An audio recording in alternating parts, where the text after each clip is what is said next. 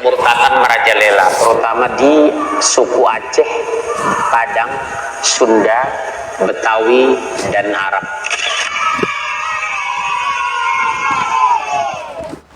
Hampir setiap hari saya menerima laporan ada yang murtad.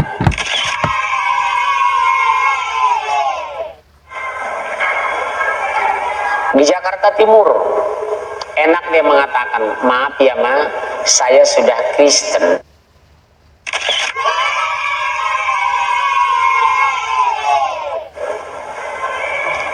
Ancaman ini luar biasa. Perhatikan mereka, kasih sayang. Murtad 9 orang, sampai saya foto-foto rumah. Ini rumahnya murtadnya, sampai saya ikut foto-foto. Saya telepon belum lama ini ke teman saya di Temanggung. Kalau tempat 9, sekarang sudah 19 yang murtad, tambah banyak. Jadi setiap minggu mereka bawa mobil ke bawah kaki Gunung Temanggung, ambil orang-orang yang sudah mereka murtadkan, dibawa ke kota Temanggung, ibadah di gereja, habis ibadah di gereja bawa pulang, diantar pulang lagi setiap minggu. Coba. Kita selalu bicara fikih dan syariat, bukan bicara akidah atau tauhid. Dari mana kita mulai? Dan kenapa mereka begitu getol memurtadkan Islam? Indonesia sekarang pertumbuhan gereja tertinggi di dunia, 380% per tahun.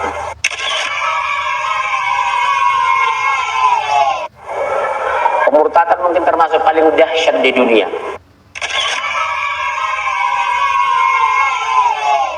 Subhanallah. Strategi ini berhasil mereka membangun, menghancurkan pola pikir. Umat Islam lupa dan lalai. Umat Islam lengah. Dulu umat Islam 99%, sekarang tinggal lebih kurang 80% umat Islam. Hampir 20%. Pertumbuhan gereja kita tertinggi di dunia, 380%.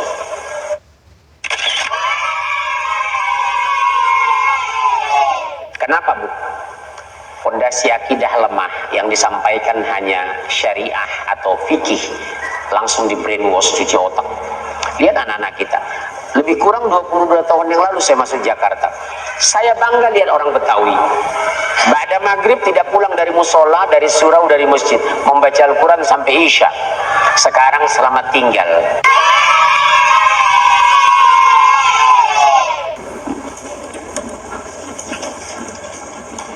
Ini Anda lihat di gambar sebelah sana, tuh dia membuat gereja di tengah sawah. Sekarang sudah, nah itu daerah Kelapa Gading, sekarang sudah dipenuhi dengan bangunan. Coba lihat bagaimana mereka merancang dari awal. Ya. Jadi di sini juga Belanda kan dari dulu sudah mengambil tempat-tempat strategis itu, seperti di katedral sana di Karibosi, di Raja Wali dan seterusnya. Itu tuh sudah strategis mereka rancang. Stella Maris. Ya. Kita ini kalau bangun masjid ya masuk ke pojok pedalaman, ya, sebenarnya tidak masalah, yang penting kita tahu bahwa begitulah pola mereka. Ya. Nah, di Indonesia mayoritas dari agama besar Kristen ini, Kristen itu ada 300 sekte di Indonesia ya. Seluruh dunia ada 40.000 sampai 50.000 sekte. Di Indonesia memang mayoritas Protestan, Katolik itu separuh dari jumlah Protestan. Nah, pusat-pusat Katolik itu yang merah, bisa dilihat. Pusat Protestan yang merah, yang agak coklat itu Katolik. Nah, itu lebih banyak memang wilayah Timur Leste, Papua bagian selatan, dan Kalimantan Barat. Nah, sisanya itu mayoritas Protestan, termasuk Tanah Toraja. Nah, jadi intinya bahwa mereka melakukan program transformasi, dan mereka sudah menyiapkan berbagai cara untuk itu. Walaupun lebih banyak gagalnya, tapi bukan berarti tidak berhasil. Selalu tetap ada yang berhasil mereka murtadkan, dan mereka memiliki persiapan yang cukup. Nah, nanti bisa tanya komentari kedua, beliau mantan misionaris. Yang terjadi di desa ini lebih getol, mereka berdakwah mengajak orang Islam masuk Kristen. Makanya pemurtadan atau kristenisasi di Indonesia itu sangat marak sekali. Tahu nggak Bapak Ibu, pemurtadan di dunia ini paling berhasil di Indonesia, yang mayoritas Muslim. Setiap tahun tuh lebih 1 juta orang Islam masuk Kristen. Banyak. Kita aja sini nggak terasa. Tapi coba datang ke Jawa Tengah, Salatiga di mana, Cirebon di mana, sampai Jawa Barat, banyak sekali. Saya pernah dakwah di pedalaman Salatiga. Kenapa? Karena rupanya di kampung-kampung yang dulu 190% Muslim, sekarang jadi 75% Kristen. Aduh, pada masuk Kristen. Habis saya turun dakwah, datang orang, Pak, di kampung saya tinggal saya sendiri ya Islam. Semua masuk Kristen. Ada yang ngaku, tinggal 4, tinggal 7 kakak. Ya. Banyak sekali. Di Gunung Merapi, Merbabu itu 160 kakak umat Islam, 146 mereka murtadkan, tinggal 14 kakak. Luar biasa sekali pemurtadannya. Jadi secara kuantitas jumlah lebih banyak orang Kristen memurtadkan orang Islam, karena Kristen itu banyak. Orang Islam, saya tanya, orang Islam kalau murtad kira-kira masuk agama apa?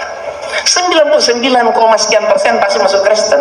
Iya kan? Hampir tidak pernah kita dengar ada orang Islam murtad masuk Yahudi, Buddha, Hindu, Konfutse. Kalau ada bisa masuk Islam, ya kalau dipikir-pikir lebih ribet kok, lebih repot kita masuk Islam. Sehari berapa kali sholat? 5. Kalau seminggu 5 kali 7 kan? 35 kali loh kita sholat seminggu. Itu baru sholat wajib, belum sholat 35 kali. Kristen seminggu berapa kali? Cuma sekali doang, ya kan? Kalau sama-sama selamat, ngapain kerjaan 35 kalau ada satu juga selamat? Ibadah seminggu cuma sekali. Yang kedua, cukup percaya aja Yesus itu Tuhan, kata mereka. Dijamin pasti masuk surga, pasti kata. Kalau Islam apa-apa serba insya Allah kata mereka kan. Tapi kalau di Kristen cukup percaya Tuhan, dijamin pasti mas. Ibadah seminggu sekali jamin pasti masuk surga. Wah, mau cari itu sebetulnya seharusnya tercatat dalam semua Injil, tapi ternyata hanya tercantum dalam Injil Matius saja. Injil Markus tidak memuat, Injil Lukas tidak memuat, Injil Yohanes juga tidak memuat. Yang memuat hanya Injil Matius saja. Nah, pada pasal yang ke-27, sebentar saya mau cari.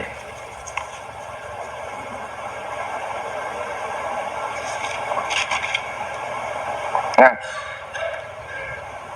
di sini ada pernyataan begini. Keesokan harinya, yaitu sesudah hari persiapan, datanglah imam-imam kepala dan orang-orang Farisi bersama-sama menghadap Pilatus. Dan mereka berkata, Tuan, kami ingat bahwa si penyesat itu, nah ini keyakinan orang Yahudi, jadi Nabi Isa itu dianggap penyesat. Si penyesat itu sewaktu hidupnya berkata, sesudah 3 hari aku akan bangkit. Karena itu perintahkanlah untuk menjaga kubur itu sampai hari yang ketiga.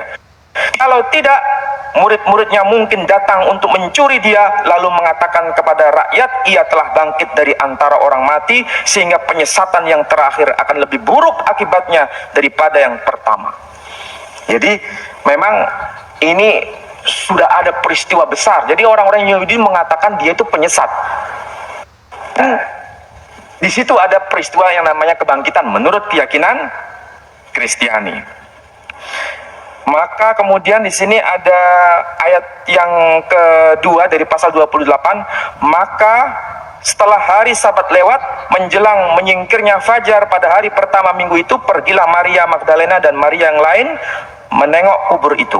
Maka terjadilah gempa bumi yang hebat, sebab seorang malaikat Tuhan turun dari langit dan datang ke bumi, ke batu itu, dan menggulingkannya lalu duduk di atasnya. Wajahnya bagian kilat dan pakaiannya putih bagian salju, dan penjaga itu gentar ketakutan dan menjadi seperti orang-orang mati. Kemudian malaikat itu berkata, ia tidak ada di sini, sebab ia telah bangkit sama seperti yang telah dikatakannya. Mari lihatlah tempat ia berbaring. Nah, kemudian di sini ada ungkapan,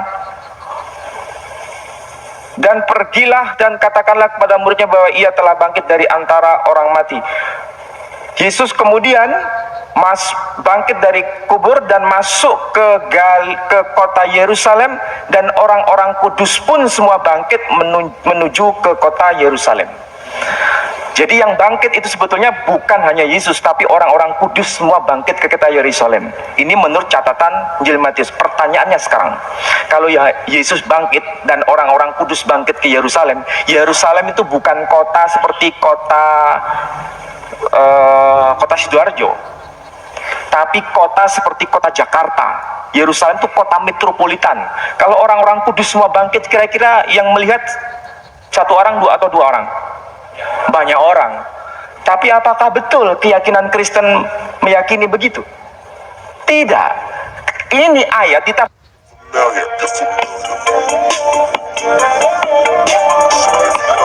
semuanya ini kan aku dapat dari Tuhan Yesus juga. Jadi kalau nggak ada Tuhan Yesus ya aku juga belum tentu seperti ini kan.